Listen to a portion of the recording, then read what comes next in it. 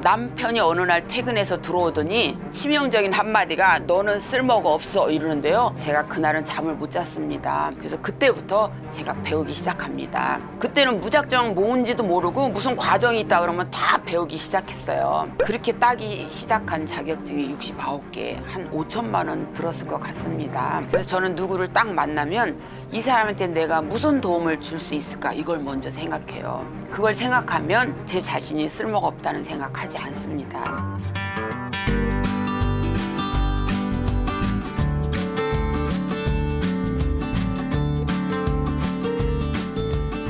안녕하세요. 한국교회협회 원장 박인옥입니다. 있으나 마나 존재가 아니라 나는 누구의 엄마, 누구의 또 아내가 아니라 저 독자적인 박인옥으로서 저를 확실하게 소개해야 된다고 생각해서 재밌거나 특이하게 소개를 하는 편입니다. 저 강사는 몇 살일까 궁금해하시는 분들 많은데요.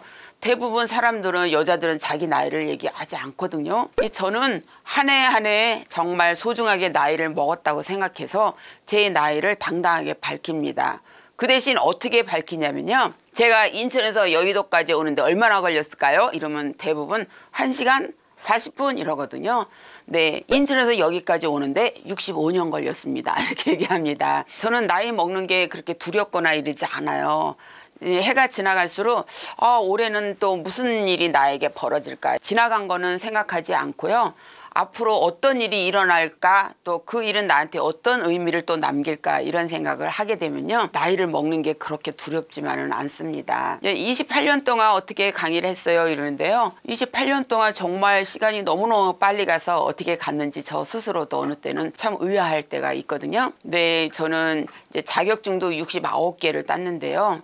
거의 한 5천만 원 들었어요. 불안하니까 배웠거든요. 불안하니까 배웠는데 많은 분들이 60 넘으면 쓸모가 없어요 이러는데요. 그건 자기의 정체성을 잃어버리거나 현재 나는 누구인가에 대한 이런 고민을 많이 하게 되면 난 정말 쓸모가 없어 이런 얘기를 하게 되거든요. 그런데 저는 60부터가 시작이라고 생각해요. 제가 은퇴 예정자들한테 강의를 하는데 우스갯소리로 이런 말이 있습니다. 넥타이 부대들이 우르르 올라가는 산 걱정이 태산이랍니다. 실직하고도 그 얘기를 차마 부인에게 말 못하고 산에 올라갔다가 퇴근한 것처럼 해서 집에 들어온대요. 전 이런 말을 들으면 정말 마음이 아픕니다. 아니 한 직장에서 앞만 보고 30년 40년 왔는데 열심히 일하고 퇴직을 했다고 해서 그 얘기를 왜 부인하게 못합니까? 나 열심히 일했으니까 지금 당분간 쉬면서 다음 일을 계획할게 이렇게 당당하게 좀 얘기하셨으면 좋겠어요. 그래서 행여라도 나는 쓸모가 없다 이런 분들에게 제가 꼭 말씀드리고 싶은 것은 내가 봉사를 하거나 또 내가 작은 일을 하는 거 나의 역할이 주어지면 거기에 역할에 맞게 제가 뭔가를 하게 되기 때문에 쓸모가 반드시 있게 되거든요. 그러니까 쓸모가 없다고 느끼는 이유가 뭘까 한번 나를 생각해 보는 거예요. 요즘 내가 나한테 무슨 변화가 있었나? 아니면 모임에서 나를 무시하는 어떤 친구가 있었나? 이런 작은 이유로 시작해서 나는 쓸모가 없다 이런 얘기를 하게 되거든요. 저도 28년 전에 일을 갖게 된 계기가요. 남편이 어느 날 퇴근해서 들어오더니 야 아무개 부인 있지? 그 부인 한 달에 300씩 번다더라 이렇게 얘기를 하는 거예요. 그러면서 딱 치명적인 한마디가 너는 쓸모가 없어 이러는데요. 그 한마디가 갑자기 둔기로 머리를 꽉 맞은 느낌이 들었어요. 그래서 제가 그날은 잠을 못 잤습니다. 나 여지껏 열심히 일하다가 결혼해서 바로 아이가 생겨서 아이 키우고 있는데 쓸모가 없다고? 그래서 나는 왜 쓸모가 없다는 소리를 들어야 되나? 지금 내 아이를 열심히 키우고 있는데 좋은 엄마가 되려고 노력하고 있는데 이거는 일이 아니고 뭔가 이런 생각이 들어서요. 정말 밤을 꼬박 새웠어요. 그런데 제가 이제 뭔가를 계획하려고 딱 하니까 머리 손질부터 해야 되겠더라고요. 그래서 미용실을 갔어요. 미용실 가서 제 순서를 기다리면서 여성 잡지를 보는데 제가 처녀 때 직업훈련에서 강의를 했거든요. 제가 가르치던 여자분이 딱 여성 잡지에 양쪽에 자격증 두 개를 두고 딱 부채처럼 쳐들고요. 저 이런 여자예요 이러는데요. 그걸 딱 보는 순간에 그때 내 제자였던 이 여자분이 이렇게 자격증 4개 딸 동안 나는 집에서 아이 키우면서 쓸모없다는 소리만 들었네 이런 생각을 하니까요. 제가 갑자기 제 자신에 대해서 많은 걸 느끼게 됐어요. 그래서 그때부터 제가 배우기 시작합니다. 그때는 무작정 뭔지도 모르고 무슨 과정이 있다 그러면 다 배우기 시작했어요. 처음에 배울 때는 가정주부가 뭔가를 배울 때는 투자하기가 쉽지가 않습니다. 정해진 생활비가 있기 때문에 나를 위해서 딱 선뜻 투자하는 게 쉽지가 않았어요. 그래서 밤새 고민합니다. 쌀을 사야 되는데 이 비용으로 내가 뭔가를 배우면 쌀을 뭘로 사지? 막 이런 생각이 들었어요. 그러다가 에라 모르겠다 해서 11시에 딱 계좌 이체를 하니까 어쩔 수 없이 가야 되잖아요. 그래서 아침에 막 오래간만에 외출한다고 화장도 하고 이래서 교육장을 가서 하루 종일 교육을 받고 왔어요. 교육을 다 받고 나오는데 정말 세상의 모든 걸 얻은 것 같은 느낌이었어요. 내가 그렇게 아이 키우면서 지지고 볶고 이러는 동안에 세상이 이렇게 돌아가고 있었네? 이런 생각이 들어서요. 그날은 정말 오면서도 흥얼흥얼 노래를 부르면서 왔습니다. 저녁이 되니까 이제 쌀값이 문제죠. 아, 쌀은 어떻게 해야 되지? 하다가 시어머니가 애를 봐주고 계시니까 또 애를 데리러 가야 되잖아요. 시어머니가 애를 봐주시는 동안에 쌀 2바가지를 떠서 계단에 이렇게 밀어놨어요. 어머니한테 어머니 쌀 떨어졌어요 이러면 어머니가 주실 텐데 차마 입이 떨어지지 않아서 계단에다 놨다가 애를 업고 나오면서 그 쌀을 가지고 나왔거든요. 그렇게 따기 시작한 자격증이 69개, 한 5천만 원 들었을 것 같습니다. 그래서 저는 쓸모가 없던 분에게 뭔가를 계획을 짜서 작은 것부터 실천하라고 말씀드리고 싶어요. 나는 봉사를 하겠다. 봉사도 거리가 있어야 되잖아요. 누구를 재밌게 하는 재주가 있다든가 또 음식을 잘 만들어서 나눈다든가 어떤 분은요. 이불을 몇 년 동안 100채를 빨아다가 봉사한 분이 계세요. 그분도 60이 넘으신 분이었는데 거동이 불편하신 분들 집집마다 방문해서 이불 빨기 쉽지가 않잖아요. 그 이불을 가져다가 100채 이상을 빨아서 다들 나눠드렸답니다. 그럼 이분이 과연 쓸모가 없는 걸까요? 아니죠. 남에게 뭔가를 베풀면 또 그 또한 기쁨으로 나에게 다가오거든요. 그래서 저는 쓸모가 없다는 분들에게 일단 작은 계획이라도 실천하면 그 성취감에서 오는 기쁨이 있습니다. 그러면 아, 내가 이런 일을 해냈네? 나는 쓸모가 없는 게 아니네? 이렇게 생각하면요. 절대로 나는 쓸모가 없다는 생각이 들지 않을 거예요. 세상에 빨리 돌아가기 때문에요. 뭐 하나 배우고 나면 또 다른 게 생기고 뭐 하나 배우고 나면 또 하나 생기고 이러는데요. 알고 안 하는 거와 몰라서 못하는 거는 하늘과 땅 차이라고 생각합니다. 그래서 정말 열심히 배웠어요. 그래서 후배 강사들이 하는 얘기가 어떻게 그렇게 나이가 많은데 강의가 매일매일 있으세요? 이렇게 물어봐요. 그럼 제가 이런 말을 꼭 합니다. 제가 피눈물 나게 노력하는 거 아세요? 이렇게 얘기하거든요. 그런 그 말에는 아무 대꾸를 하지 않아요. 저는 잠시도 가만히 있지를 않습니다. 또 시간이 많이 남을 때는요. 김치를 해서 또 곳곳에 나누고 그럽니다. 어느 때는 시간이 모자라면 새벽에 김치를 해서 아침에 일하러 나오면서 보내거든요. 제가 그분들한테 해줄 수 있는 게 뭐 돈이 많아갖고 척척 돈을 주면 좋겠지만 그분들이 필요한 건 또 돈이 저보다 더 많은 분들이니까 그분 역시 바쁘니까 김치가 필요하겠구나 이런 생각을 하게 돼서 김치를 하거든요. 그래서 저는 누구를 딱 만나면 이 사람한테 내가 무슨 도움을 줄 수 있을까 이걸 먼저 생각해요. 그걸 생각하면 아, 내가 이런 도움을 주면 굉장히 좋겠구나. 내가 이런 일을 해주면 굉장히 도움이 되겠구나 이런 생각을 해서 전 지금은 이제 제 자신이 쓸모가 없다는 생각하지 않습니다. 많은 분들이 제가 처음부터 막 열심히 바쁘게 활동한 줄 알지만요. 전 정말 작은 것부터 시작해갖고 한 발 한 발. 저는 세상에 공짜는 없다고 생각하는 사람이거든요. 그래서 뿌림 많고 거두리라 이 말을 제가 제일 좋아하고 있습니다. 근데 이제 또 어떤 분은 질문을 하기에 정말 행복하십니까? 이래요. 100% 행복한 사람은 없습니다. 총량의 법칙이라고 하는데요. 앞부분이 힘들면 뒷부분은 좀 행복하고 또 앞부분이 행복했으면 뒷부분에 또 힘들고 그래서 세상은 살만한 거라고 합니다. 제가 막 재밌게 강의를 하면요. 많은 분들이 남편은 참 좋겠어요 이래요. 그래서 쓰러졌어요 이렇게 얘기해요. 네, 건강은 자신할 수 있는 게 아닌데요. 건강은 건강할 때 지켜야 된다고 생각하거든요. 그러니까요. 평소에 건강할 때 내 건강을 수시로 체크를 해보는 거예요. 저는 현재 먹는 약이 하나도 없거든요. 제가 저를 소중하게 생각하기 때문에 수시로 제 건강 체크를 해요. 작년에는요 머리끝부터 발끝까지 병원에 입원해서 다 점검을 했어요. 그런데 병원에서 오진이 나와갖고 저에게 어머 아줌마 머리에 물이 찼네요 이러는 거예요. MRI 검사를 했는데. 그래서 아니 머리에 똥 찼다는 소리는 들었어도 머리에 물 찼다는 소리는 처음 듣네요 해서요. 이제 큰 병원으로 가기로 했는데 전날 잠이 안 오는 거예요.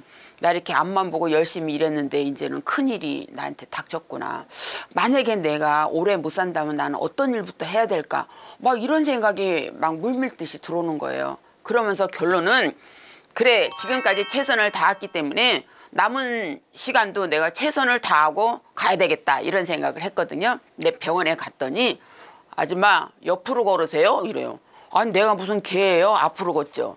예, 똥을 좀 못 가리세요? 아니요 다 가리는데요 이랬더니요 오진을 한 거예요. 전에 있는 병원에서. 그러면서 제가 얻은 교훈은 그래 내가 만약 정말로 내 인생이 얼마 남지 않았다면 난 어떻게 해야 될까? 이런 거를 또 한 번 생각하게 되는 계기가 됐습니다.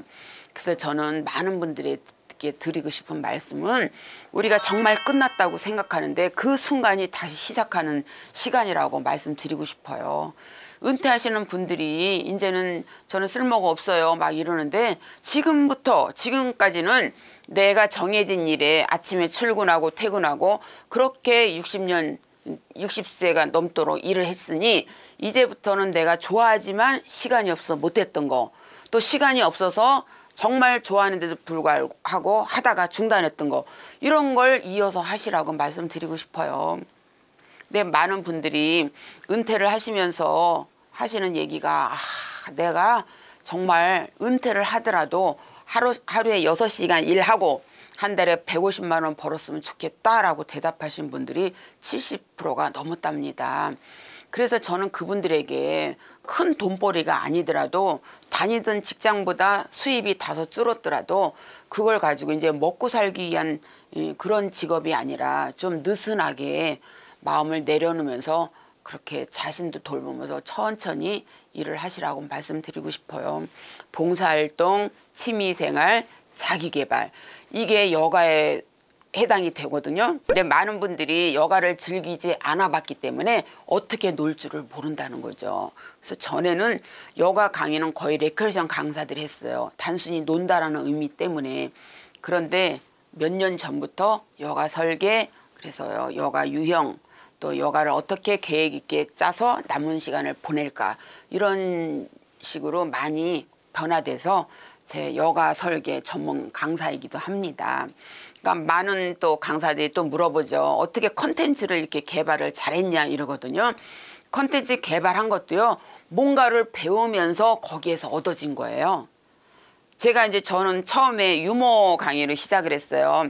그래서 막 즐겁게 해주고 뭐 예를 들면 일상생활에 있는 유머를 가지고 재밌게 해주니까 사람들이 공감을 해서 많이 웃었거든요. 그런데 어느 순간에 그래 이 베이스로 웃음이 깔리고 내가 다른 컨텐츠를 한번 개발해야 되겠다 했는데 마침 또 생애설계, 미래설계 이게 한창 붐이 일어날 때 제가 생애설계를 배워서 자격증을 땄어요. 그걸 들으면서 7가지 영역 중에 내가 할 수 있는 게 뭘까 생각했더니 여가 설계더라고요. 그래서 여가 설계를 또 하려니까 남에게 인정을 받아야 되잖아요. 왜? 그동안 이제 유머 강사로 이름이 나 있었기 때문에 얘는 유머밖에 못할 거야 이런 또 고정관념이 있기 때문에 내가 뭘로써 이게 턴을 할 수 있을까 고민하다가 제가 박사를 그때 하고 수료 상태였거든요. 이제 논문만 쓰면 됐는데 논문을 저는 평생교육이 전공이었어요. 그래서 평생교육을 할까 막 고민하다가 다른 학교에 편입해서 다시 2년 고생을 하고 여가 설계 쪽으로 논문을 썼어요. 논문을 썼더니 기업에서 연락이 왔어요. 강사님 우리 표준 교환을 한번 만들어 볼까요? 오 이거 웬일이지? 네 알았어요 하고 표준 교환을 만들었는데 제가 대기업에서 나이가 많다고 7년 전에 잘렸었거든요. 대기업에서 강사를 40대로 다 바꿔 이러니까 저는 당연히 밀려날 수밖에 없었죠. 그래서 대기업은 밀려났지만 이런 무슨 주부대학이라든가 여성단체라든가 이런 데는 강의가 꾸준히 했기 때문에 네, 대기업을 하지 않는다고 해도 저는 뭐 큰일 아니다 이런 생각을 했는데 후배 강사들한테 좋은 일 한번 하세요 이러는 거예요. 주변에서 말리더라고요. 너 그거 해봐야 너의 노하우 다 전수하는 거니까 하지 말아라 했는데 저는 후배들한테 좋은 일을 한번 해보고 싶다는 생각이 들었어요. 그래서 표준 교환을 만들어서 그 30, 40대 강사들 70명 앞에서 4시간을 강의를 했습니다. 그런데 4시간을 강의했는데 담당이 부르시더라고요. 강사님, 이 강의는 강사님이 하셔야 될 것 같아요. 왜요? 아니 30, 40대 강사들이 은퇴를 앞둔 분들의 심정이나 가족과의 관계를 어떻게 이해를 하겠습니까? 이거는 강사님이 하셔야 되겠어요. 이러는 거예요. 그래서 제가 좋은 의도로 시작한 게 결국은 제가 대기업의 은퇴 예정자들에게 또 강의를 하게 됐습니다. 그래서 저는 그때 느낀 게 좋은 의도로 하니까 좋은 결과가 나왔구나 이런 생각을 하게 됐습니다. 그래서 저는 늘 항상 하는 얘기가 받으려면 먼저 줘라 이런 생각을 늘 합니다. 이제는 베풀 나이잖아요. 그래서 웬만하면 어디 가면 제가 식사비도 제가 내고 이렇게 하거든요. 그래서 우리가 나이가 들면 젊은 사람들하고 자주 어울리면 그 젊은 사람들을 위해서 내가 뭔가를 베풀어야 되거든요. 나 왕년에 말이야 이렇게 하고 무게만 잡으면요 젊은 사람들이 어느 누구도 나이 든 사람 좋아하지 않습니다. 그래서 어디 가면 밥을 사주고 그 젊은 친구에게 내가 무슨 도움이 될까 나름대로 연구하고 이랬더니 남녀노소 나이 상관없이 저는 남들에게 요금 먹지 않고 있습니다. 우리가 생각에 따라서 천국도 갈 수 있고 지옥도 갈 수 있습니다. 이왕이면 우리가 기분 좋게 재밌게 이렇게 사시는 거예요. 많은 분들이 아유 내 주제에 내 팔자에 이러는데요. 뭐 내 주제가 어때서요? 또 이 나이가 어때요? 이 나이가 아니라 내 나이가 어때서 이 노래도 있잖아요. 내 나이가 뭐 어때서 이렇게 생각을 하시는 겁니다.